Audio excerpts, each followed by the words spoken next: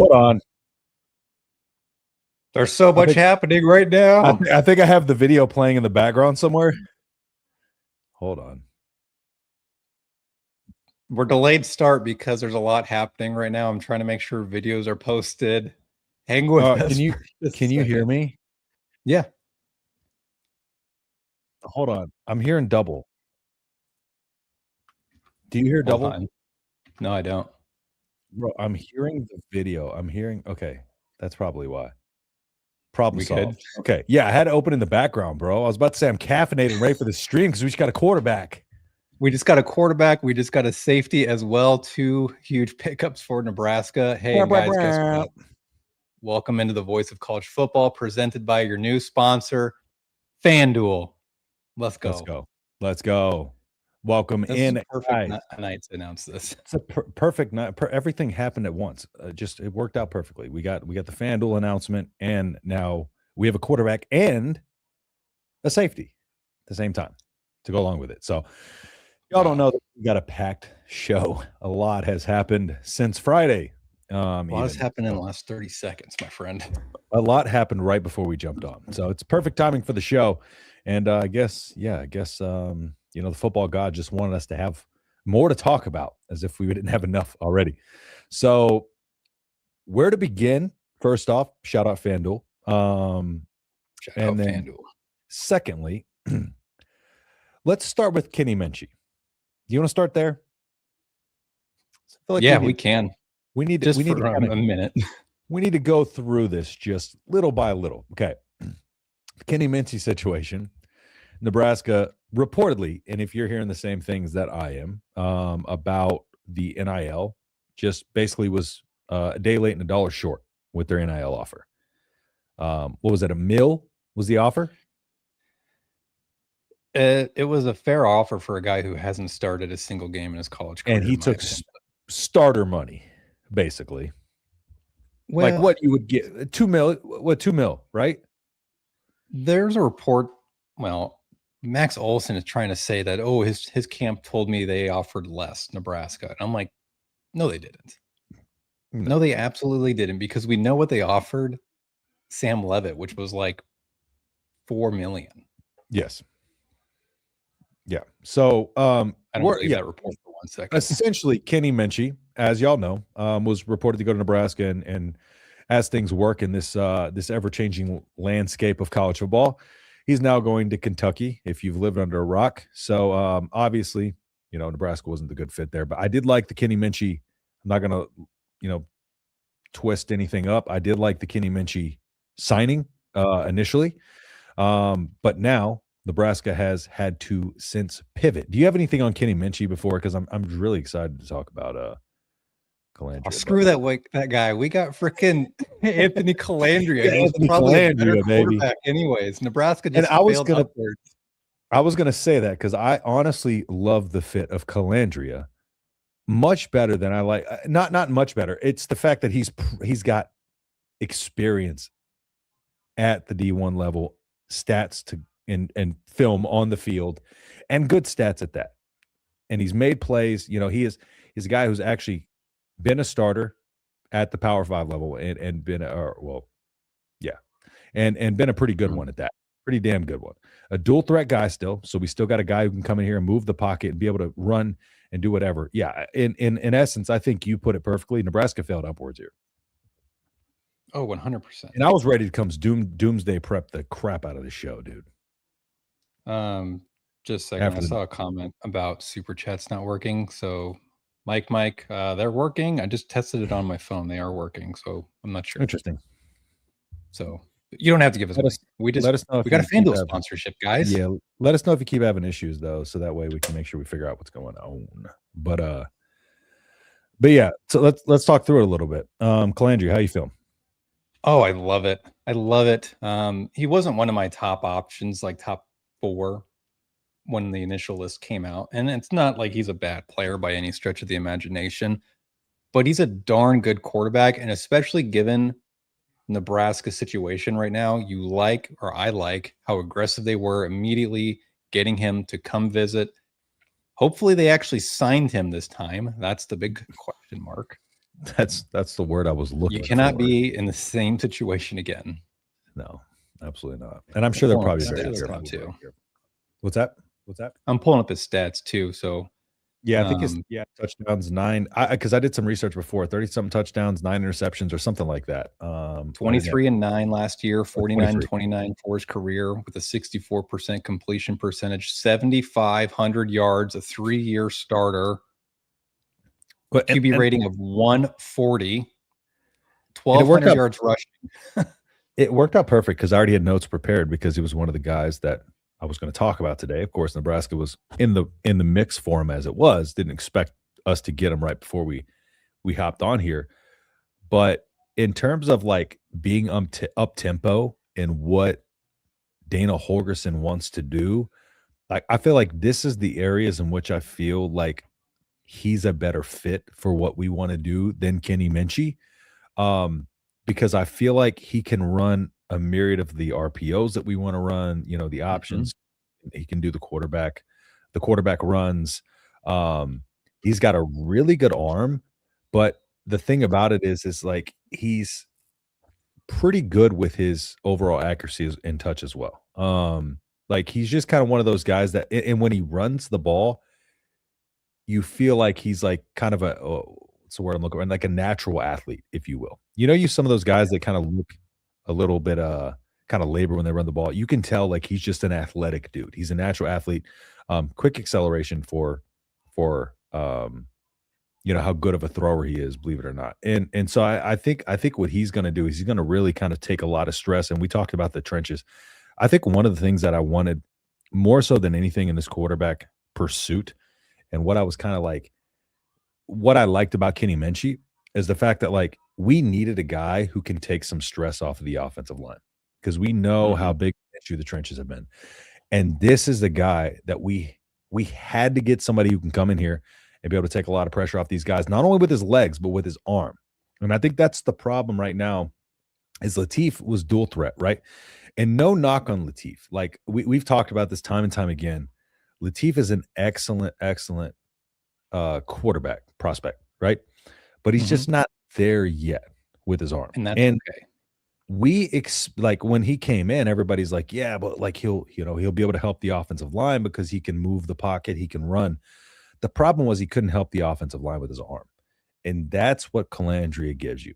He's going to be able to help you in both areas. He's going to be able to stress the defense and create a lot of opportunities and openings for, we'll see what this running back room turns into, but an Emmett Johnson-less running back room. Well, he had 649 yards rushing last year. Nebraska fans, let me ask you, do you like that? He had 4,000 yards between passing and rushing last year to go along with 23 passing touchdowns and 10 rushing touchdowns. 33 total touchdowns over 4,000 yards. Nebraska actually came out of this situation a lot better. It's crazy to think that. Within the last 24 hours, we were panicking, and look where we're at now. We just landed a guy who's been a starter at the Power 4 level, had a phenomenal season at UNLV. This is phenomenal work by Coach Rule, which there's a lot of people panicking about what's happening right now in the transfer portal. This is a reason why we can calm down a little bit. Look how quickly they moved to go get Colandrea. The only thing that worries me is his size. What is he? He's 6 foot. I don't have his profile pulled up, but 6 foot 205. What is his weight? So 6 foot 205. So he's not a bigger guy, right? But so it's one of those things where durability is going to be, it's not like he's been injured, but we're going to have to make sure we protect him. So a couple of issues that I did see kind of, with him just in terms of he can falter in terms of when he is moving the pocket and looking downfield and putting his eyes down and kind of mechanically and trying to rush throws occasionally. But I do think those are things that can be, resolved. But the thing about it is it's just overall par for the course, what it is, it's a definite upgrade. And he's going to come in and immediately, in my opinion, win the starting job because he's the better quarterback of the two, he's the more experienced quarterback of the two, but also at the same time, similar playing style to Latif, like we talked about before, where if you do run the risk of, having to bring Latif in or whatever, you can run the same offense. We don't run the same issue that we did with Raiola getting injured in the USC game and then having to bring Latif in, having to change game plan, and everything that we were working towards and building up to in our game plan is having to kind of be flipped on its head. But also a guy who can come in and help TJ Latif in the way he plays his game and styles his game as well. So he can kind of come in and mentor Latif in a way, and push him to kind of, be better. But at the same time, he's going to come in and kind of take the starting role. Now, Nebraska does have a common opponent with UNLV. Yes. Both played UCLA. UNLV won 30-23 in that game. Just for a comparison's sake, him and TJ both were the starter that game. He went 15-21 for 203 yards, 3 touchdowns, 11 carries, 59 yards, and that is sack adjusted. So take out his sacks, he had closer to 70 yards, 75 yards rushing. So that's good to see from a common opponent what he could do. I know UCLA's defense had issues last year, but for the comparison of TJ Latif and Colandrea, there's your common opponent. He also played, some pretty good teams last year too. Boise State played them twice. Now they did lose both times, but in those games he was a combined 36 for 68, which is pretty good. And the thing that he brings, I don't know if you watched UNLV, but he does bring he brings an energy about it. And that's one of the things that I do notice, is he kind of brings this energy that I feel like at times, Nebraska's offense is just anemic when it comes to energy. And I feel like a lot of times, Raiola was kind of on his own trying to hype the crowd up, hype everybody up. I feel like Colandrea brings kind of that energy, and hopefully he can rally the troops and rally that offense and kind of be able to bring everybody, around him with him. And, I don't know what their plan for him is in terms of how they want to run this offense, but I think we can kind of plug and play any style of offense that we want to run while he kind of gets his footing under him more as a little bit of a pocket passer. But just having somebody who can just run and uses that's not Aiden Childs. For the love of God. God. I'm glad you mentioned the biggest win from this is we don't have to get Aiden Childs. Oh my gosh. They might get him as a third string or a guy to compete, because you still have to get that third quarterback regardless of who that is we don't know. But the good thing is we've shored up our starter, we've shored up our backup, assuming TJ stays at Nebraska. The thing with this, and this is why getting Colandrea is big, because he's got 1 year to play. The original plan for TJ was to redshirt last year, 2025. Be the backup or third stringer in 2026, take over for Dylan in 2027. That plan is still in place with the addition of Colandrea. Now he can hopefully redshirt next season sitting behind Anthony Colandrea. But I want to backtrack a tad. Yeah, go ahead. You mentioned he brings an energy to the team and how Dylan was kind of forcing himself to hype up the crowd, hype up the team. One note, and I didn't watch a ton of UNLV last year, but there's games I did watch. Noticed exactly that. I distinctly remember him running a short yardage touchdown in a game in a big moment, running over a dude and then talking smack in his face, and just that fire, that energy, that dude, you know what I mean? He's just that dude. And he's going to lack some of your physical traits, but that energy will resonate with the rest of the offense, and that will help lift them up, hopefully. And that's how kind of they pivoted a little bit from what they want, what Matt Rule originally envisioned at quarterback. Because when he got Raiola, he's like, yeah, we want that 6'3" guy who can spin it into the wind and stuff like that. And now it's kind of where you're starting to see that transition of maybe we don't need that 6'3" guy who can spin it in the wind. Maybe we need the guy who's going to come in and be able to fit what we want to run, how we want to operate the system here. And I think for many reasons, he's just kind of a perfect guy for Dana Holgorsen to build his offense around, just because he can do so many different things. I think Dana was at times pigeonholed to the style of quarterback that Raiola was, which was weird, because when Holgorsen came over, one of the reasons why he wanted to come on was because he saw how good Raiola was. He saw the upside potential there.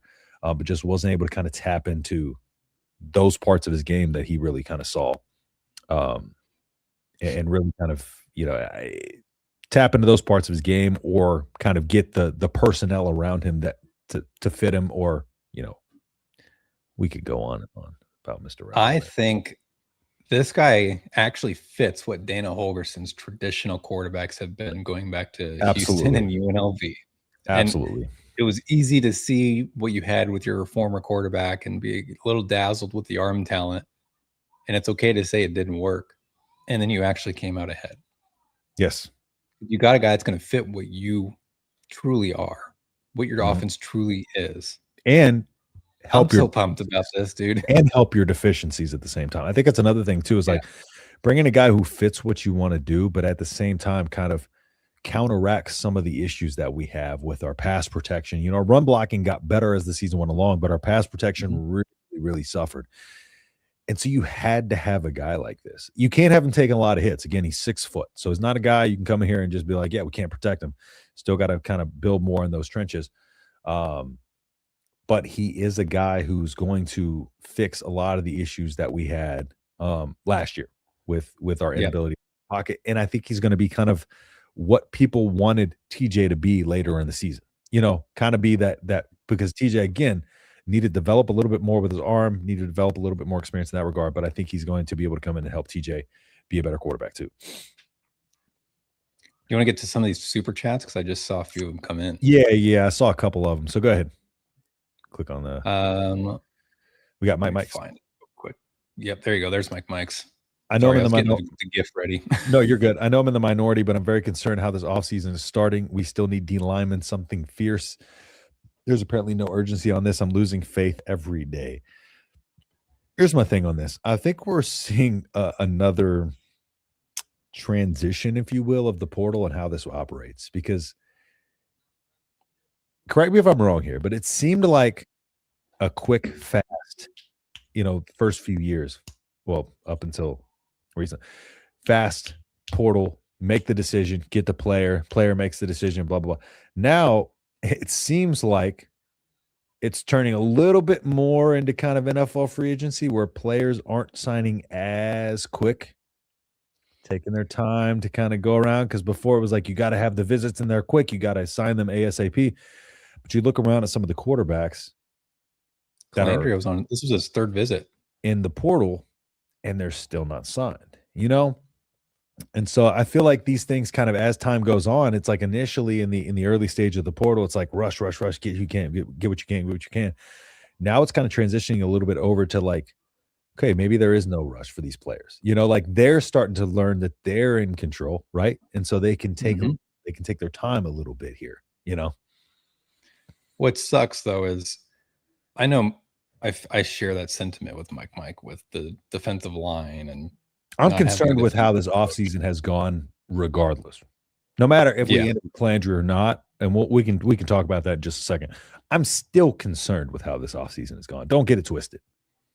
Yeah, the lack of urgency. We're on day 28 of our defensive line coaching search. It is kind of appearing it's going to be Frank O'Cam from the Houston Texans. So sorry for you on that one, but if that's who they go with, you're dropping like flies right now with your defensive line. We'll see after the Super Bowl run, buddy. We'll see after we win the Super Bowl. Because you learn nothing at that point if that's what you do, is you go and get the coach and say, hey, we're going to let you finish out the season because Trayvon McAlpine just committed to KU.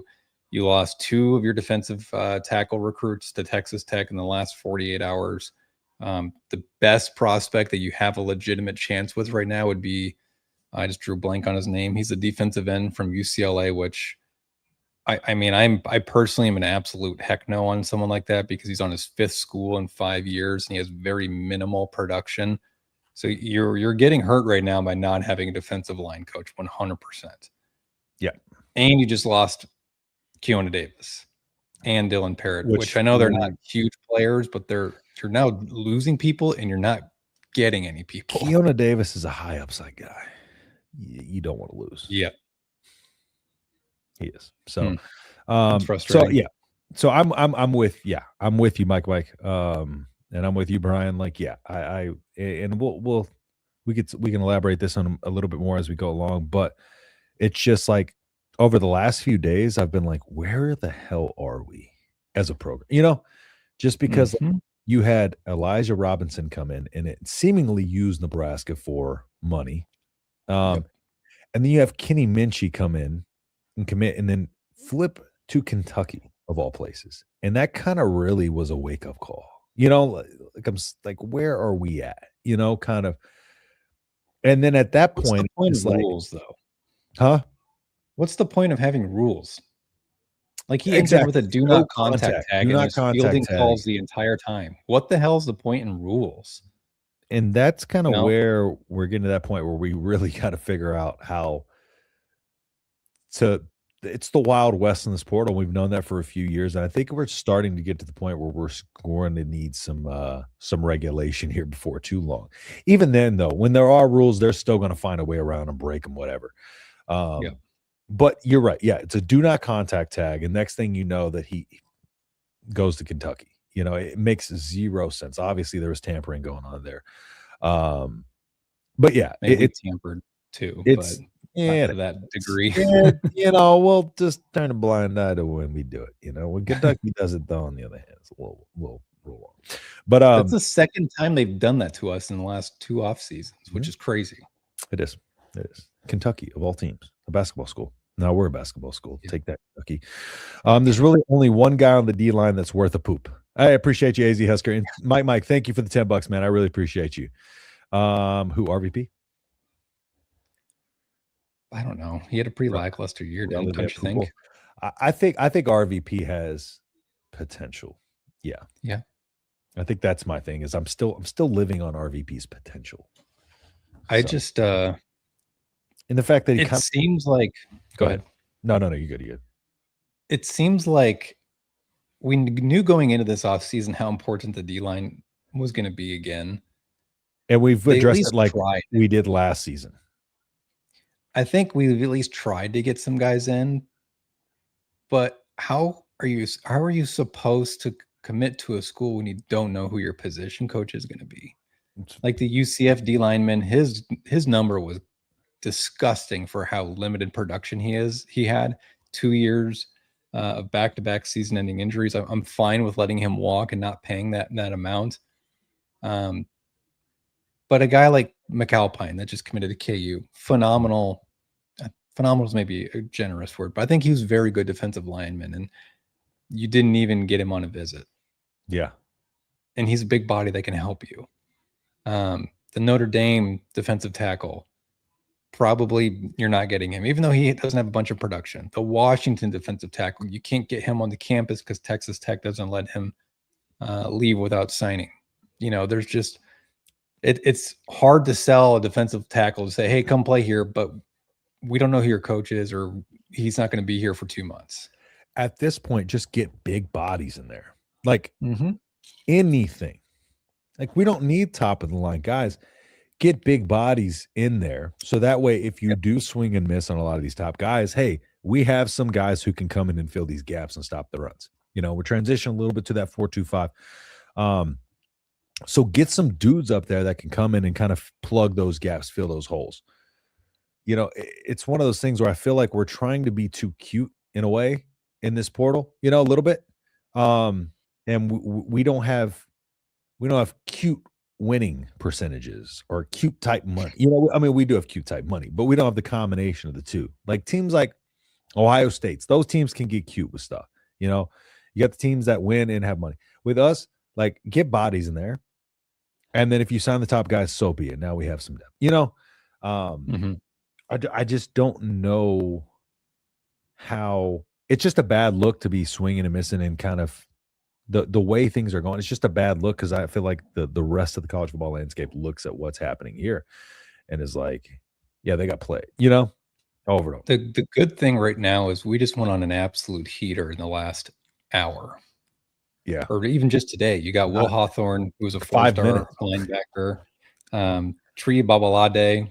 Yeah, we're going to talk about that was my next thing is like, where do you want to go from the Colandrea stuff? Because there's so much. The Colandrea news made my damn day, first off. Oh, yeah. No kidding. I'm so happy about getting Anthony Colandrea. So yeah, where do you want to go from there? Oh, let's see. We got another one from AZ. AZ Shout out to Arizona Husker. We got a huge fan base out here. I saw somebody in a Husker when I was training my clients earlier. I saw somebody in a Husker shirt in the gym earlier, and she's from Nebraska. We're everywhere out here, bro. Everywhere. And somebody at another gym down the road said they recognized me from the channel, which was surprising out in Arizona. So appreciate you, AZ Husker. We're everywhere. Can't be. What's that? I said we're everywhere. We're everywhere.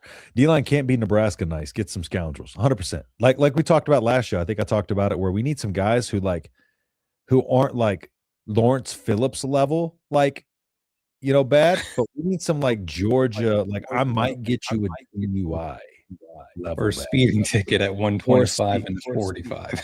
I might get pulled over for drug paraphernalia, like that type of person. Like we need that kind of stuff you can work with in the legal system. Yeah, don't get locked up. We need like the football version of Harper Murray again.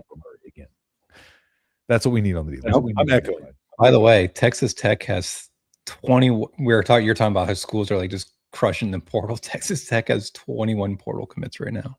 Nice. That's incredible. Must be nice. I'm echoing. No way. Oh, it's crazy. We're almost at 30 minutes. Oh wow, that time has flown by. And give me 2 seconds. I gotta clean up. I have like 47 tabs open right now. We got 18 players to talk about. Okay, we're good. Let me get this.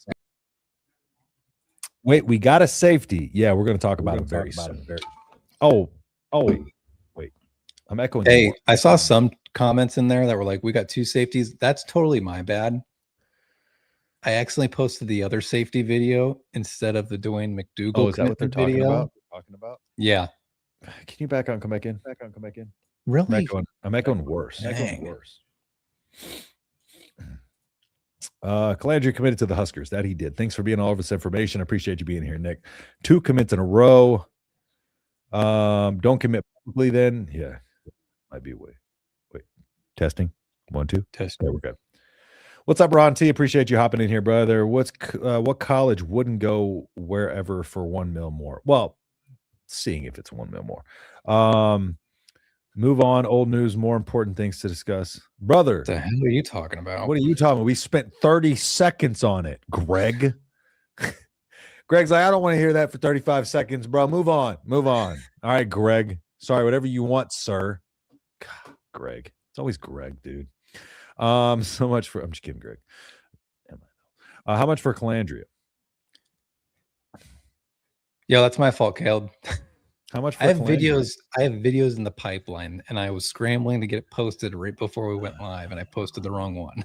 Man, I saved his ass. How much for Colandrea? Pretty good bit of money. $2 million, probably. I'd say $2 million, 2.5. Yeah, probably the same what Minchey's getting at Kentucky. Probably, yeah. Ironically, enough doomsday last night with Brian and Cole, I believe. If y'all haven't noticed, I try to stay off Twitter as much as I can nowadays because it's a toxic dump. So, like, I don't know how it was doomsday yesterday. I'm never on Twitter anymore. I just can't deal with y'all. Now we have a huge tree on the O-line, too. We do. Hello from Arizona. According to Makos, I was like, who the hell is Makos? The Shark? My ESPN notification said Colandrea signed on his visit today. He did. They immediately got him on campus within hours of Minchey's flip. The one thing I will say, great plan B. What do you guys think about the source from Minchey camp saying Nebraska offered more money, but they trusted Kentucky's staff more? I don't believe that for a second. Believe that? Yeah, I don't believe that. How else are you gonna like justify you broke the rules that you agreed to? Legitimately, I trust them more. I'm sure you do. Extra $500,000 or $1 million in your pocket will make me trust a lot of people more. You know what I'm saying? Money talks. And he's actually started quarterback. Yep. McDougal too did Staley. All right, let's go. Before we dive into the rest of the comments, because I'll dive in those. Oh, we got one more super chat. AZ Husker. Shout out to you. Shout out to you. Another one. Toby Wright at the bowl game. He said the same thing. Said the same thing about what? No clue. Just comment. You don't have to super chat, but just comment your what you mean by that, so we can follow up on that. But I appreciate AZ Huskers. Shout out to you and Mike, man. I appreciate y'all's $5. All right, where do you want to go from here? Who do you want to talk about next? McDougal or We might as well. He was the one that committed with Colandrea right before. So let's talk about it. Well, Nebraska I like needed, McDougal. yes, Nebraska much needed safety help. Not only that, but we got a guy who can go up and get a ball. Not the tallest guy. He's not one of those necessarily rangy guys, but he fits what you need at safety. So, and not only that, fits the system. System fits are like plus on your transfer star rating. So factor that into mind. Nebraska transitioning from the 3-3-5 and the 4-2-5, not too vastly different, but a guy that knows the system, knows the coach, and is going to be able to come in and be able to. We needed a couple of these guys. Yeah, now that's what we got a couple of good ones. Yes, we got. Other than like the two obvious, Trey White and Henderson, which we had zero chance to get anyways, we are very likely getting the best of the remaining defenders from San Diego State that are in the portal. And I like McDougal. Like you said, not a huge guy. He's 6 foot, 195, 200 pounds, but he's a ball hawk. He's physical too. Yeah.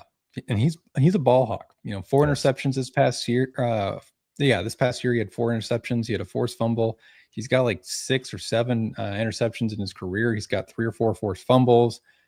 This is a guy not only that came from San Diego State with Orange, he also came from Idaho to San Diego State with Orange. So he's followed him every step of the way. I think that's actually really important to note because it shows the trust in his development in Orange to get him to where he wants to be, hopefully in the NFL. But 117 tackles in his career. I mean, 127 tackles in his career. There's not many things to complain about with Dwayne McDougal other than not being the biggest guy.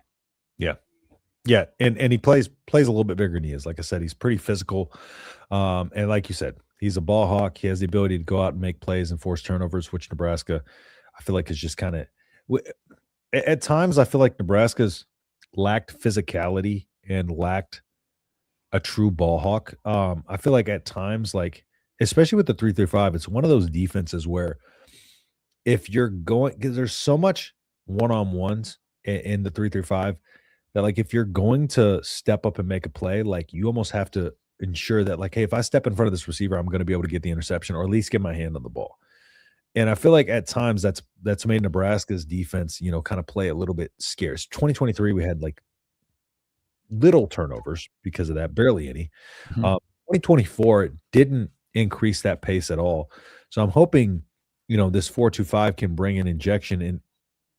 Sorry, I got a dog pawing at me over here. If you can see, I was a little distracted by the Chihuahua, but hopefully bringing in a couple of these guys who are ball hawking, who know the system, can bring kind of an energy to this side of the ball and kind of get Nebraska. Really, that's one of the things we've lacked is the ability to force turnovers in big moments and just in general. But that's one of the things that, like, throughout the season, it just, you never got that feeling like, okay, we get a turnover here, and get back on offense, we'll be all right. Because Nebraska hasn't had the ability to force turnovers a lot in the last couple of years. So I feel like he's one of those guys that he's going to be able to come in and play loose and play free, and that's what you need on your defense when you're transitioning an entire system. Is you need somebody who comes in, who knows that system well enough to where they're going to play loose, play free, and be able to kind of, play with that edge that you need them to. And so not only is his physicality, their key, but not only that, he's going to be able to come in and not miss a beat here playing in the same system, whereas a lot of these other guys, they may have to play a little bit slower to start till they learn the system. Getting him here helps with that integration because he can teach them the defense because he's been in it for so long. A lot of people, they want those splash guys in the portal, and you talked about it just a minute ago. Getting someone who's a fit is just as important as anything else. And they've got a guy that fits the system that Coach Rob runs. He'll help them integrate, help the safeties, the linebackers, the D-lines with terminology, because he's been in it for 3 years now. So this is a big pickup. Outside of Chambliss, I think, I'd say Chambliss is probably our biggest pickup, actually, defensively. Where do you want to go next? Chambliss? Yeah, I figure why not? We're on the San Diego State train. Let's do it again. Another player, like we talked about, fits the 4-2-5 switch. But Chambliss is one of those guys who's going to be able to come in and like you talk about a guy who can do everything. Come in and just He kind won't be off the field. put him anywhere you need to. He's what I wanted Dason McCullough to be, because Dason McCullough very versatile on the defensive side of the ball, in terms of stand him up, put his hand in the dirt, those type of things. Yeah, he's the guy who can come in and just do a lot of the things. Whatever Rob Orich wants him to do, he's going to be able to put him where he needs to. So he's going to kind of be that Swiss Army knife of the defense, but kind of that glue guy in the middle too. Kind of wherever you need him, kind of along that line of scrimmage or whatever.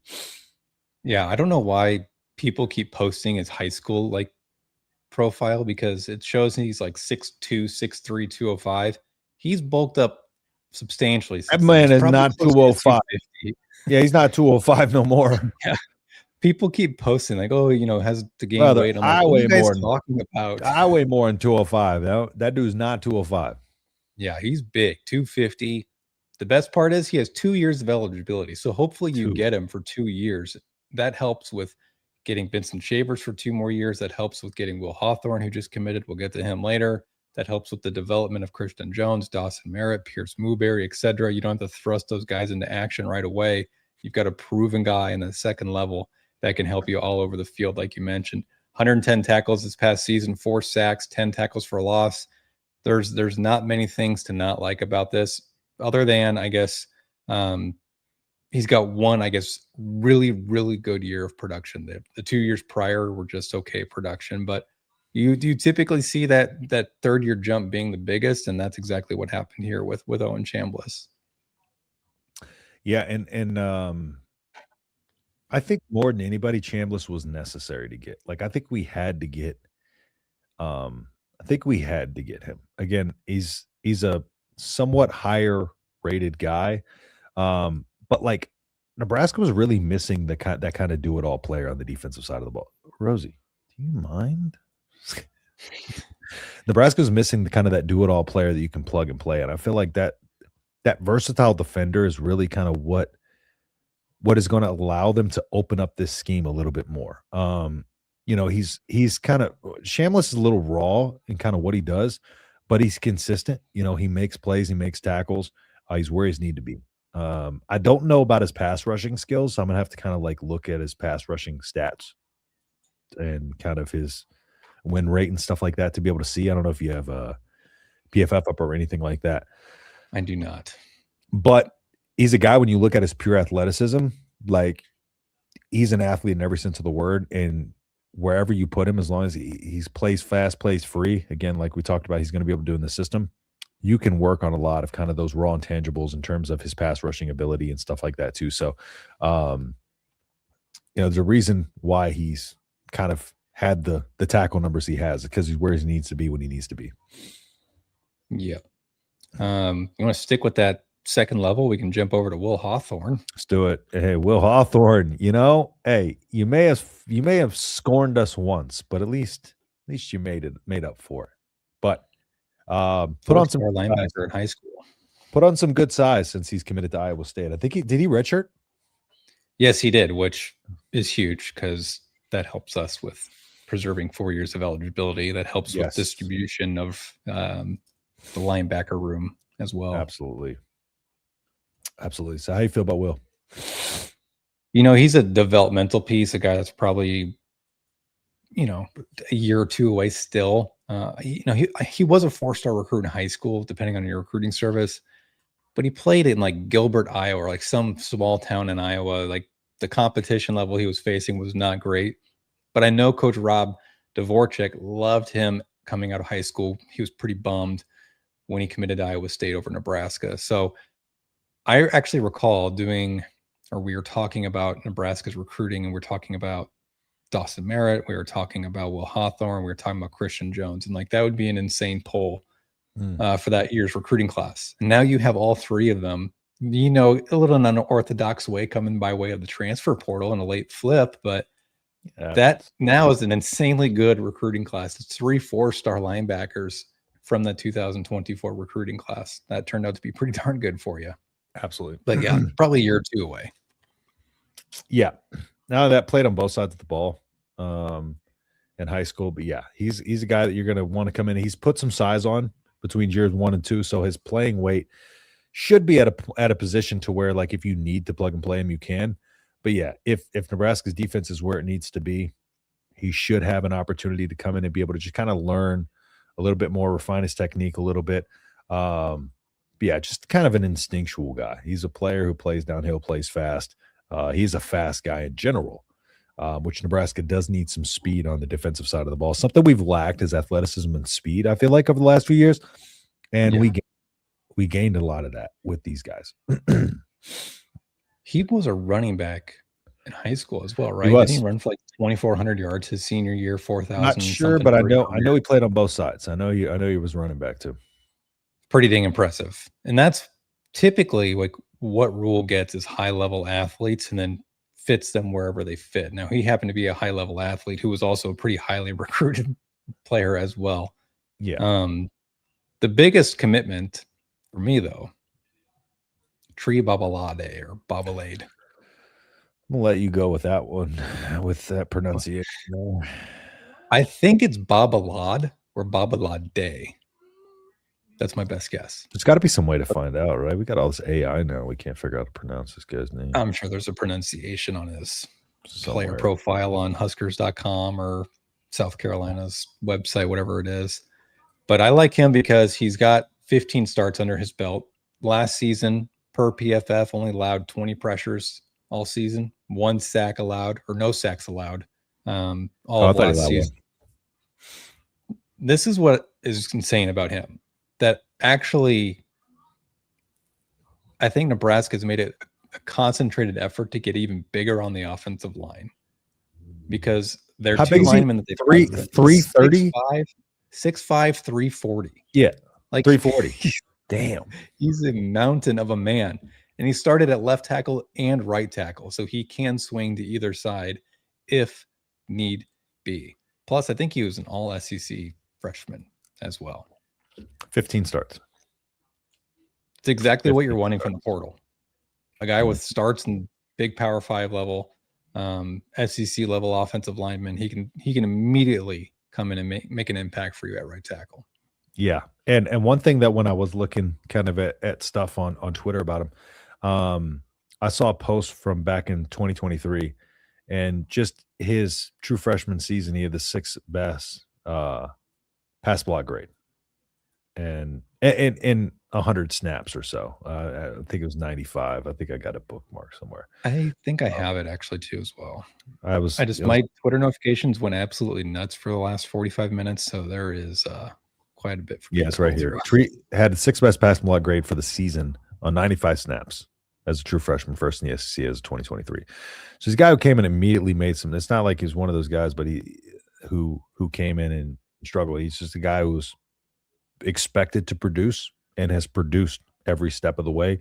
Not only that, when he got the opportunity to start, did very well. Like you said, allowed 0 sacks. I thought I saw one, but allowed it's 1. Yeah, I got it pulled up. 1 sack in 255 snaps I have here typed out my notes. So per PFF, a 70.1 pass block grade.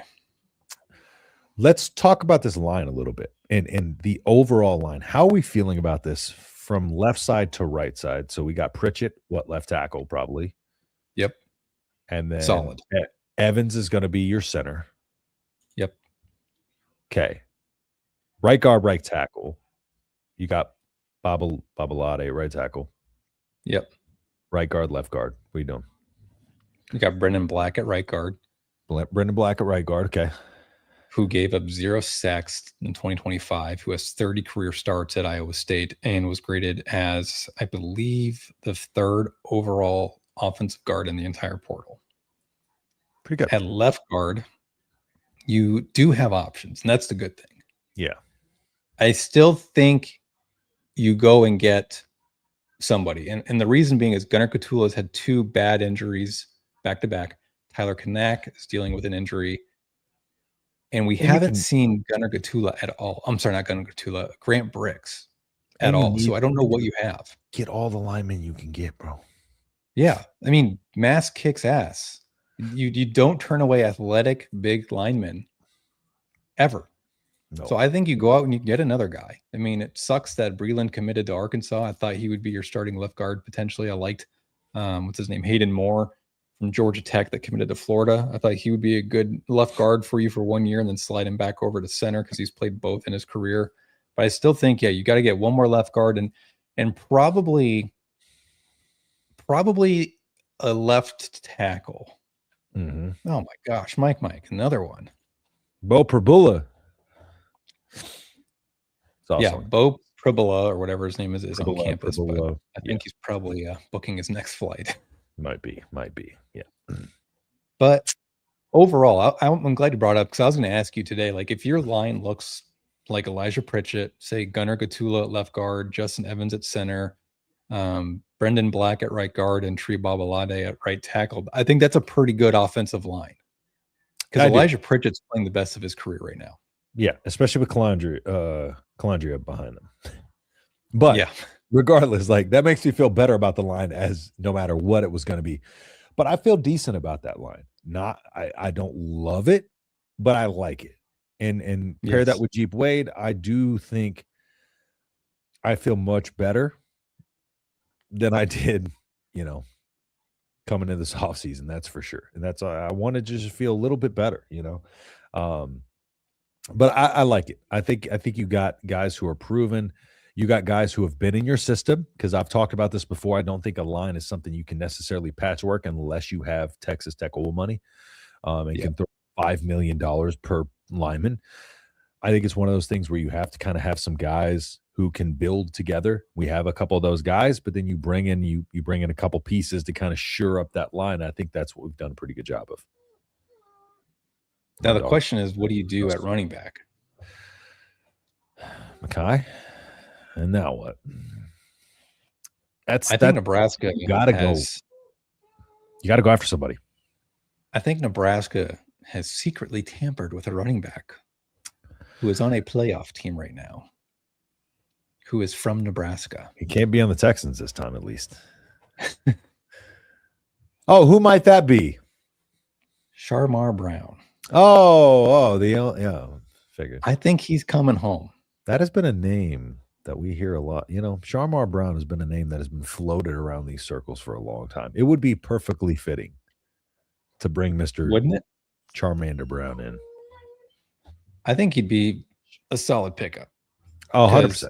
I agree. He chased money, admittedly, probably to Miami, and gets very minimal touches there. Why not get $300,000-$400,000, come back home, be the lead guy for a year? Yeah. I don't see why not. I don't either. You're not going to make it to the NFL being the third string running back in Miami. You're just not. Doesn't matter. Like if you win playoff games, you win a national championship, you're the third string running back. NFL teams are not going to write home and be like, oh gosh, Mr. GM, we got to get this third string running back from Miami. They're going to go, hey, look at this running back from Nebraska that just ran for 1,500 yards. Do you get back at Kentucky and go get Dante Dowdle? I'm just playing. I mean, you could, but I don't think that would be getting back in Kentucky. I don't think we'll take Dylan Berrymon away from them for the 2026 recruiting class. Yeah, my dog is eating my chair, bro. These dogs are driving me crazy. McDougal too. Did Staley make it to Mizzou, or is he coming too? I don't think Staley. I have not seen. I've not seen him make that visit. College football is now the NFL. I know what now. All right, let's relax. He failed because of David Tepper. Let's be honest here. Play ball. You can play ball. I'm so convinced you have to prove it at a Power 4. Indiana's doing it with transfers from JMU and guys who just produced, not a guy above 3-star on D. It's true. We talked about that before. Production. But now they're raking it in though. Let's not get it twisted though. Like, I'm not so convinced on this. You have to prove it at a Power 4. Okay, let's put it this way. If you've proven it at a Power 4 level, your chance of success is much higher. Right, just because guys come in from the SEC level or the FCS level and produce doesn't mean like, oh, okay, well that doesn't. It does matter at the end of the day. Like it's like getting a 3-star, 4-star versus a 5-star. The odds of the 5-star panning out are much higher, right? Yep. numbers game. Just because there are outliers and guys have done it, and doesn't mean it doesn't matter. So let's not get too twisted there. But I do get your point, right? Someone earlier was asking about the PFF scores for Colandrea. I've got my Twitter account pulled up, and he was the 10th highest graded quarterback in 2025 with an 89.6. That's pretty good. And you're probably saving $1 million at quarterback for someone that was not a top 50 quarterback. Pretty damn good. So, hey, Nelson looked pretty good. Carter or Mackay? Mackay did. Mackay, definitely. Mackay looked damn good. Speaking of, I think I saw Rashawn in here. There's a lot of people in here tonight, so yeah, we got it. We'll dive through these comments here. Since these two announcements, I'm in Zim. Steve, I don't know what Zim is, but I'm glad you're there. Dude, I'm running on cloud 9 right now. It's probably not my best show, but I'm happy.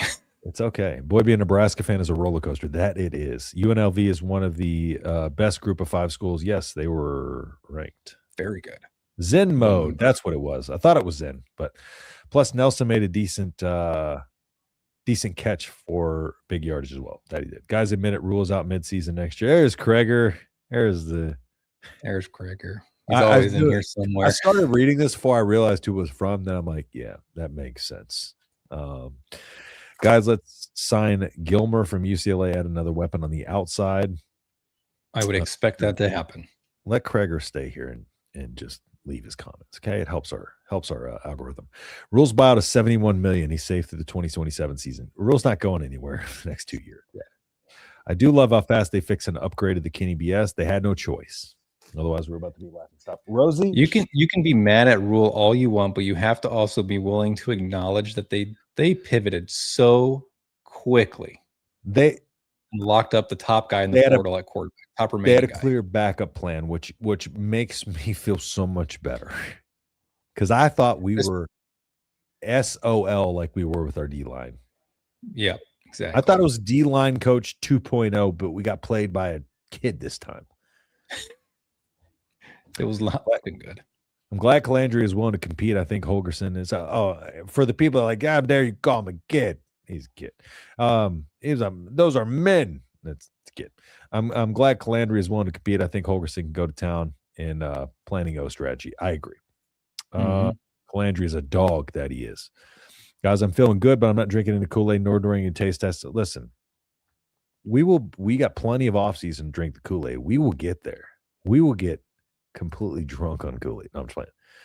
That's one thing we do a good job on this channel is I think we balance each other out well. One of us drinking the Kool-Aid, I think the other one kind of backtracks, and when the other one's drinking the Kool-Aid, I think the other one's kind of backtracking. You know what's funny? What's that? 2 minutes before we're in the waiting room, just chit-chatting in the news breaks. I was fully prepared to crash out on how bad the portal was going, and then we just landed commitments from Tree, we landed Hawthorne, we landed Colandrea, we landed Dwayne McDougal, and like all of a sudden it's like we're all good. We're good. I just want to be able to say McDougal. I don't know why I want to say it, but I've just been saying it like that ever since I heard the name McDougal. So y'all be going to hear that a lot. I hope it annoys you. McDougal. Did we really sign both the DBs from San Diego State? Relax. No, that's my fault, guys. Brian's fault. Brian I have commitment videos ready to rock when they announce, and I posted the wrong one. However, Justin saved me while I got the other one posted. But you're telling me there's a chance because we got it ready. We got it ready to go.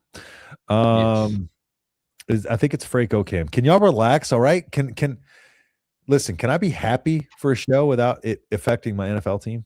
Thank you. What's more important? God, I need my Texans to win a Super Bowl. Okay.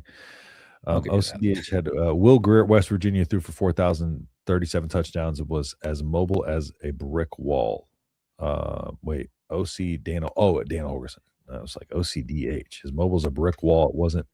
It wasn't Dana Holgerson. It was 15. I'm not saying it was Dana Holgerson. I'm saying when Dana came on, one of the reasons he came on was because of De La Raiola. That said, he asked if he was staying. In his words, yes. 2026 class spoke for itself. Rule can't spell it. We've talked about where Raiola struggled and where he needed to get better. Dude, There's a statue back there. 2026 class spoke for itself. Rule can't sell it, and he can't. That's Kreger again. I knew it. I start reading, and then I go see who posted. D-line coach rumors coming from the Houston Texans. All right, relax. Let me live my life here, okay? Justin doesn't want to lose his D-line coach quite yet, even though we can't get a defensive tackle commit. On what planet is a 205-pound, 22-year-old peak athlete not durable? Who are we talking about? Colandrea, because he's 205 pounds. They're just saying he's not a huge dude. That's all. They're saying he's not a big guy who could take a bunch of hits. I said he didn't get injured. He's like, his athletic ability and the stuff he's going to do in the pocket is going to be like a mini, well, not a mini Manziel, but like it's going to like reminisce you of old prime Johnny Manziel at times. Spoiler alert, you don't want a 6 foot, 205-pound guy taking a bunch of hits from 250-pound linemen. Spoiler alert. Because the 250-pound people are also peak athletes at 22 years old. So, Colandrea must have been waiting on us. There's no way he immediately commits and signs. He just got on campus an hour or two ago. Again, we're in a little bit of that free agency mode where it seems like we're kind of playing a little bit of the waiting game too. Players have that flexibility now. Did Tree Babale? Yes, he visited on Sunday and Monday. I'm going to have to figure out how to pronounce his name. Yes, he did visit. How does not having a D-line coach affects recruiting? It does, because players want to know that who they're getting developed by and who they're going to be in the room with every day. So it does have a big impact. So Frank Signetti. The hell is Frank Signetti? Why don't they announce the D-line coach even if it's is an NFL guy? They can use that info to recruit. If they have them locked up, they're telling the players behind the scenes. So they can use that to recruit whether it's announced or not. Yeah, but he just can't recruit himself. He can't actively recruit himself, but they can use his name, be like, this is who we got coming in.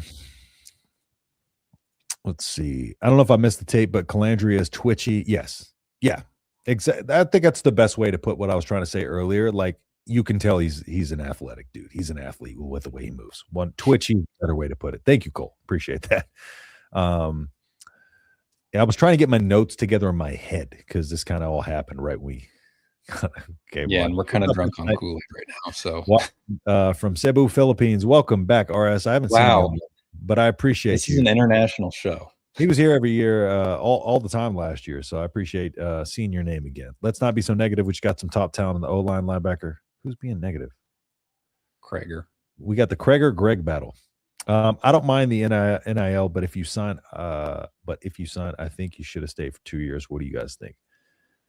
Some old college football. I think you do 1 and 2 year deals. I think there needs to be some kind of I think there needs to be some kind of tenure in place, or punishment. If they just followed the rules that are already in place, you wouldn't have quarterbacks committing and decommitting and flipping less than 24 hours. I think we should go back to scholarships and no pay. That's what I think. No, I'm just kidding. Is there a cap on how much schools can spend? Seeing reports that Missouri's QB is on campus. No, you can spend as much as you want. As they have. Yeah. The cap is how much do you have? That's the cap. So there's no salary cap in college football. That's part of the problem. There will be. There has to be at a certain point. Colandrea will have at least a tree in front of him, if not a wall. That's a good dad joke there. You like that? Well, I'll take an hour away from my phone and missed a lot. The other day. How dare you do that? Go NIL cap. What happened to the K-State D-line guy that visited? Is that Coach Alcorn Crowder? He doesn't have a position coach, so I don't know what to tell you there. Oh, that's our broke Coach Alrich. Like we have broke Matt Rule. We broke Coach Rule and broke Coach Alrich. I cannot talk. There's the man, Rashawn. What's on, man? Appreciate you hopping in here. Great day, fellas. Great day. We got some guys. As always. Got some guys to protect Mackay back there or up there. Well, a couple guys to protect Mackay. He's going to be a starting running back next year. I don't know, but Rashawn, we got to get you and Mackay on the show. So at the very least, get you back on so we can kind of pick. That was a great show, by the way. So Can't do that these 2 weeks, Dave. We got a full offseason to talk a lot, Rashawn. So there aren't that many top D linemen to choose from. Chill one thing at a time. Who's freaking out, Greg? We don't have time to chill. People said the same thing last year at the beginning of the offseason where we're like, we need to go get D linemen. Okay. This isn't like a one off season thing. This is 2 off seasons. We've been clamoring for D line. So I don't want to hear the chill when it comes to D line. Because we're actually repeating last off season right now. This has happened again. All right, Greg. Relax, Greg. I hope Coach Rule isn't recruiting the D line guys in his backwards hat. Maybe that's why all of a sudden, maybe that's why we got Colandrea. We needed the backwards hat to get a dog in here. Minchey saw it and got a little intimidating, you know? Yeah. Date night Matt. JP, I don't know what that means, but if this is date night Matt, where he's kind of forking over the coin to get players, I'm with it. I'm late. He said we had money.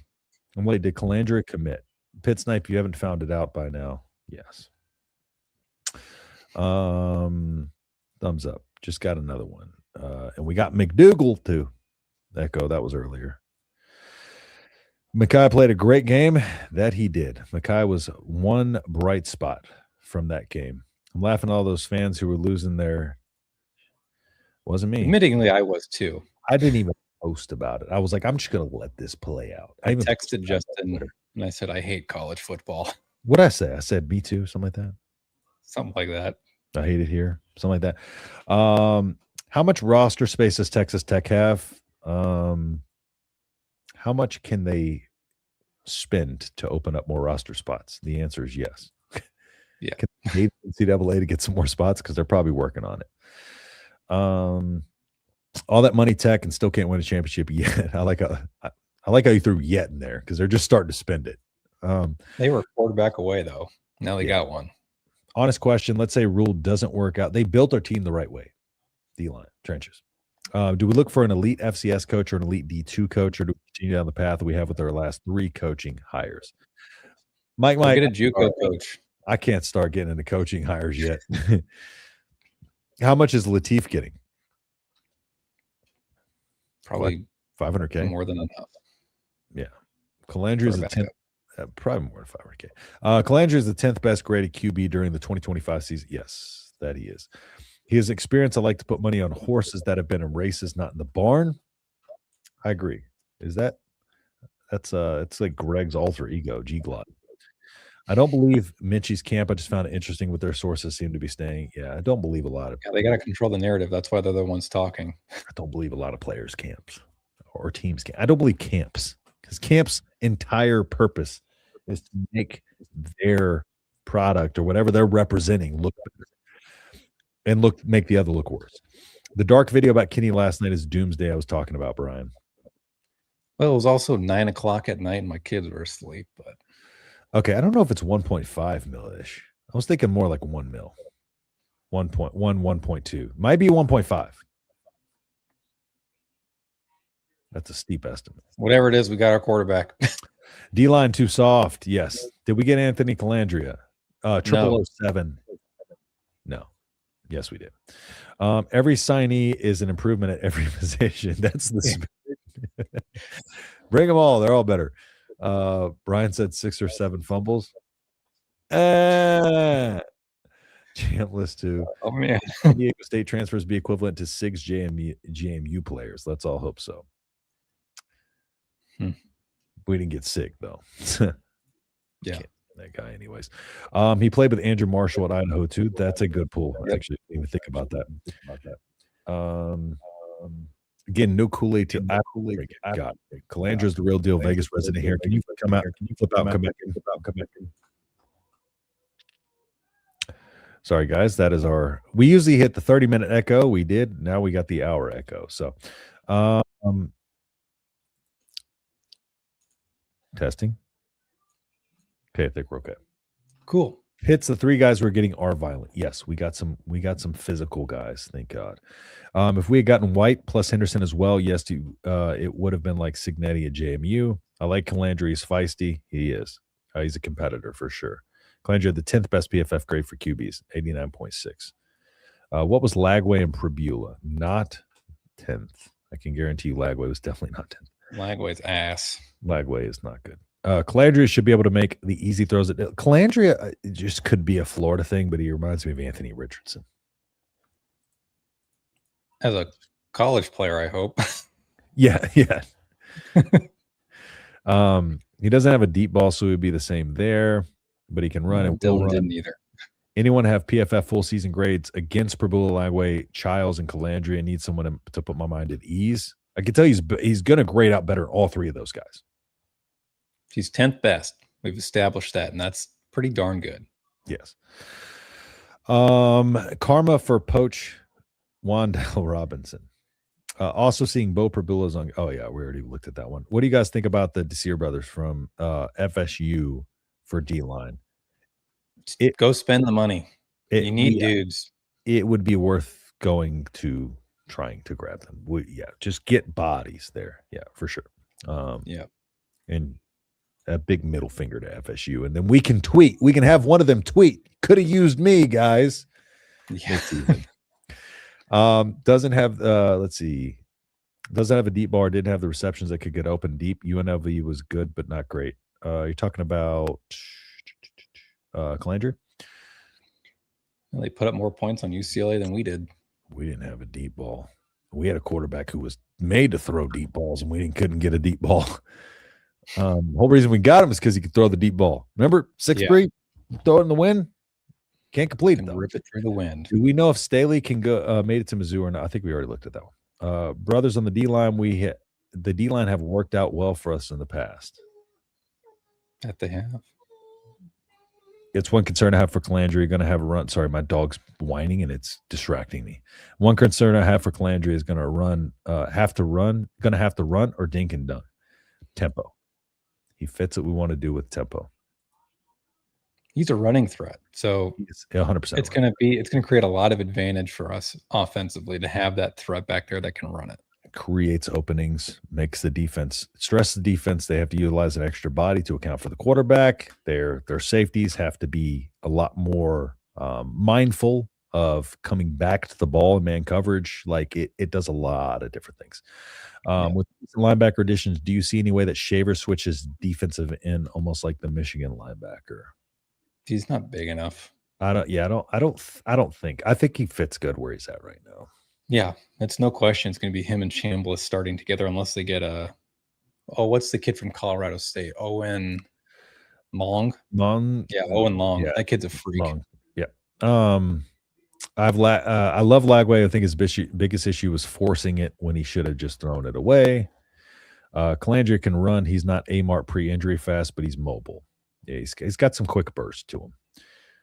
Valentina's opening a restaurant Overland Park. Interesting. Nice.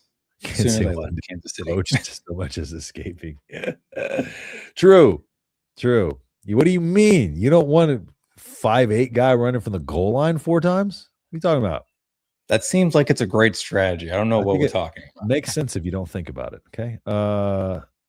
Ibaragba, 6'3", 300.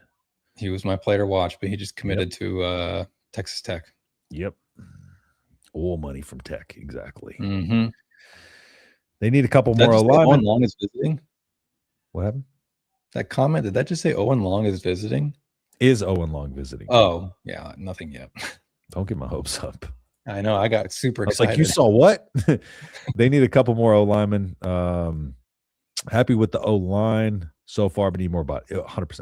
On 3 reporting, Colandrea is in. Good Lord, that D-line, though. Ouch. Look, we can just score 40 instead.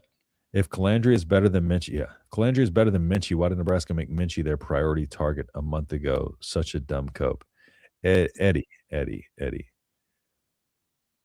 We're talking about fit, okay? And I didn't say Colandrea is better than Minchey. I said he's proven that he can start. You tracking, Eddie?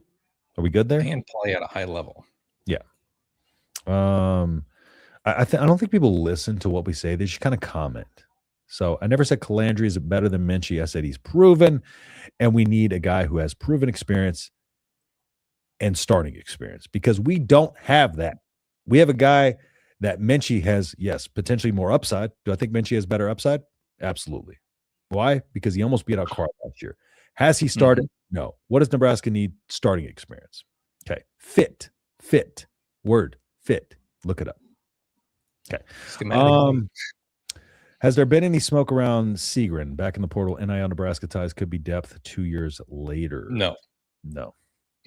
He's a starter. He started every game at left tackle or right tackle for Oklahoma State. He's got big schools after him. He's long gone.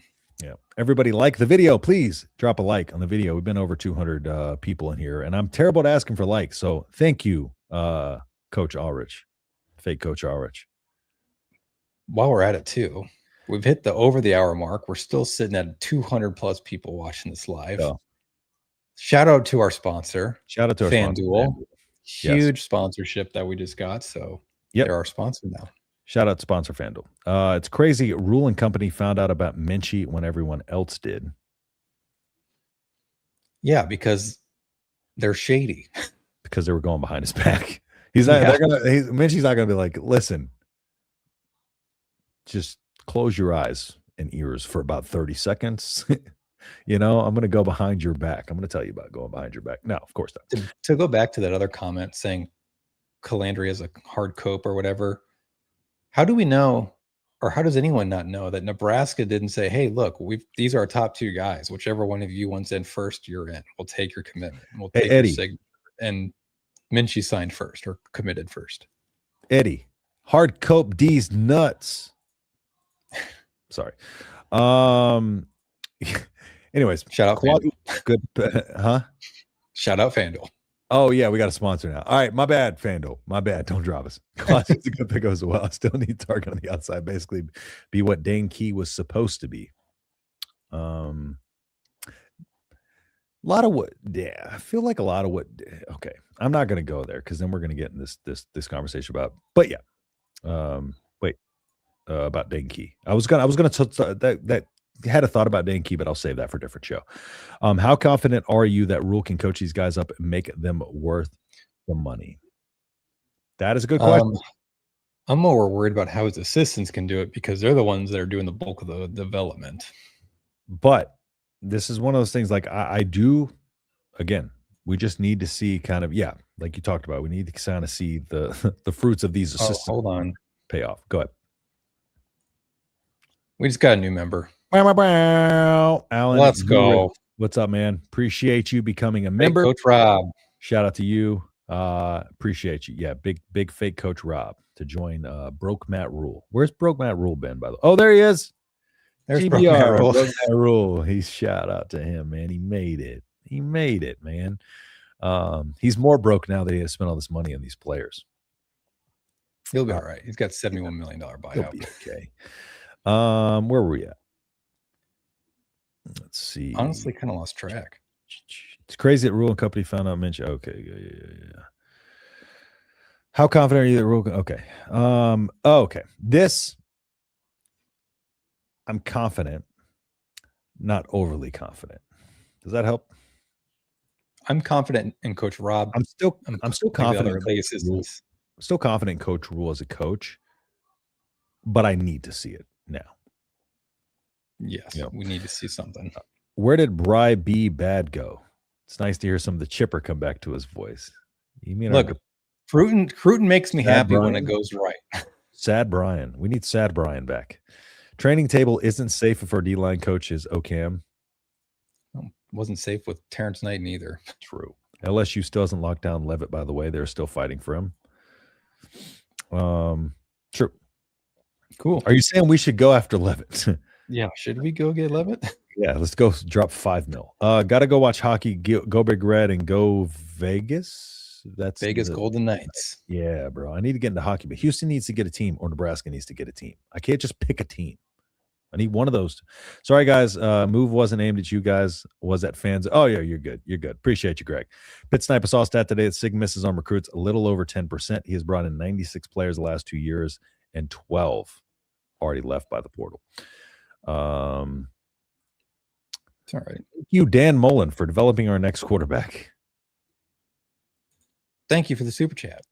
Thank you for the super chat. Appreciate that. The other day, you're the man, brother. Appreciate you. Solid facts, Roger. NCAA is spineless. That's been a thing for a long time. It's totally broken, but it's whatever. Just got to deal with it. Kyler Murray-esque. At least the NCAA is the ones kind of getting screwed now and not the players. I'd rather the NCAA get it screwed a little bit more. Facts, big facts. Any news on Bo Prabula coming to Nebraska? He's in Nebraska right now. He's probably leaving very soon. Yeah. He's booking his flights wherever else is going to pay him. Look at the 2027 class and stop crashing out. Yes, we have not lost. Brian crashed out this weekend.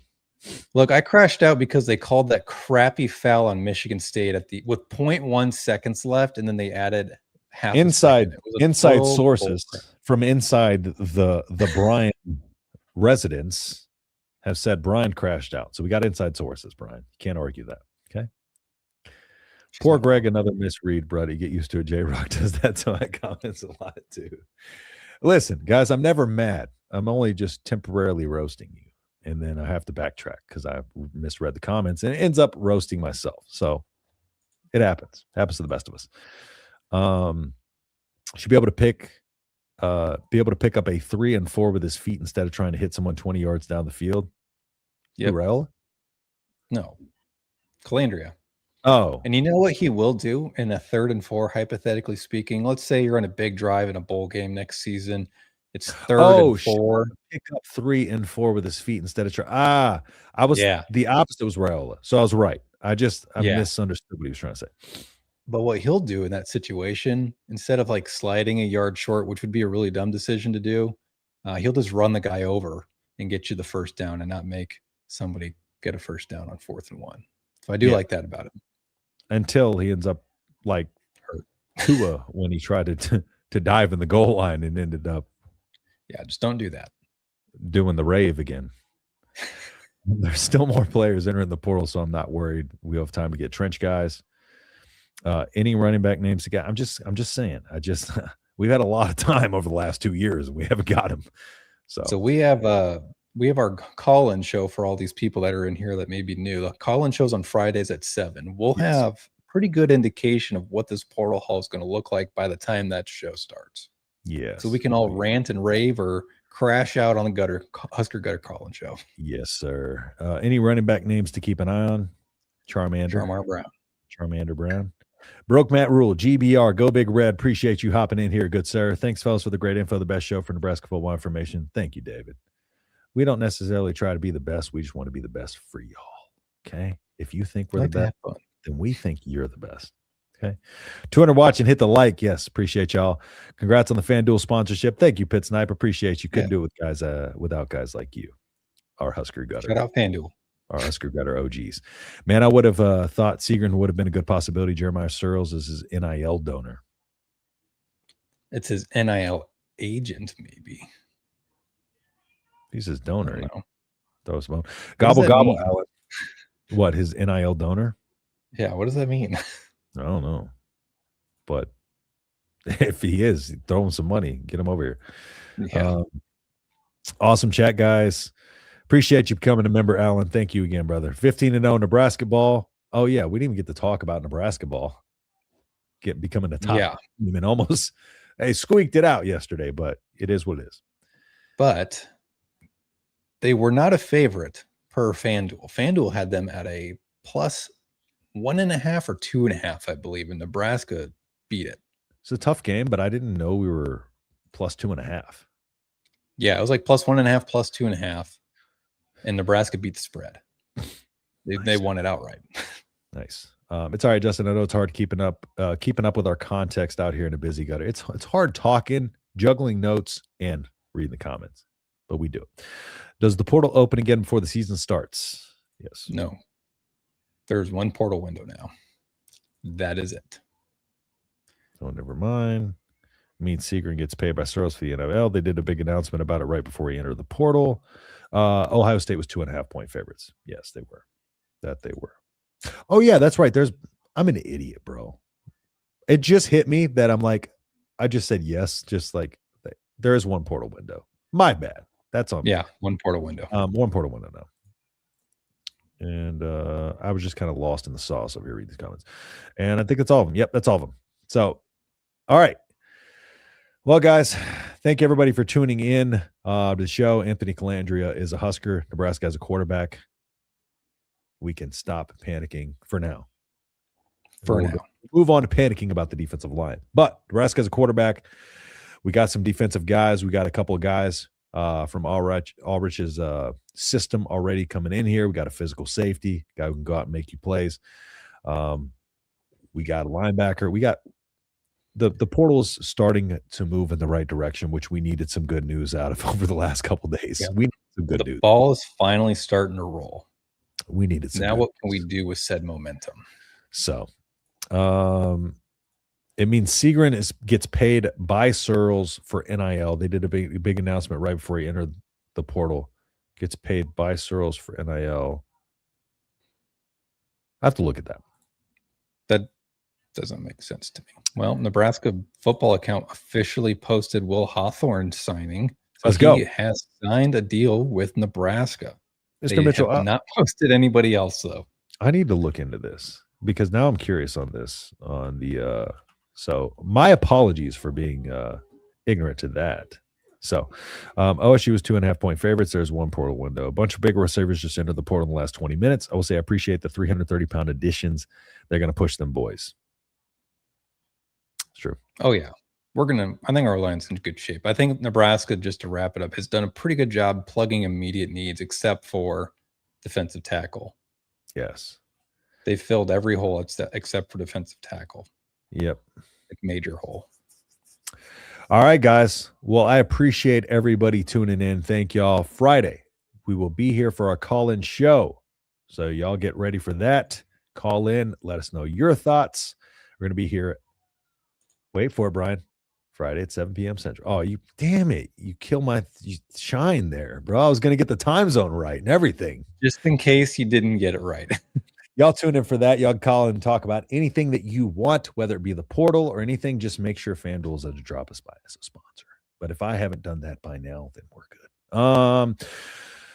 Anything else, Brian, before we go ahead and wrap up here? No. Just want to say thank you to FanDuel for sponsoring us. This is it's a huge win for us. It kind of came out of nowhere, so we're happy to be part of their vast brands of podcasters and YouTubers. So it's pretty cool. Y'all go check out FanDuel, and y'all join us on Friday. We'll be here to bring everything in with you. Hopefully, more good news. Be able to talk about it a little bit more on Friday. So again, thank you everybody for tuning in for a jam-packed show. I'm double checking is it true Chakra Mound is entering the portal? Once they lose in the playoffs, hopefully soon, he will enter. We'll know soon enough. So, all right, guys. Again, thanks everybody for tuning in. And with that being said, we will see you on the next video. Peace.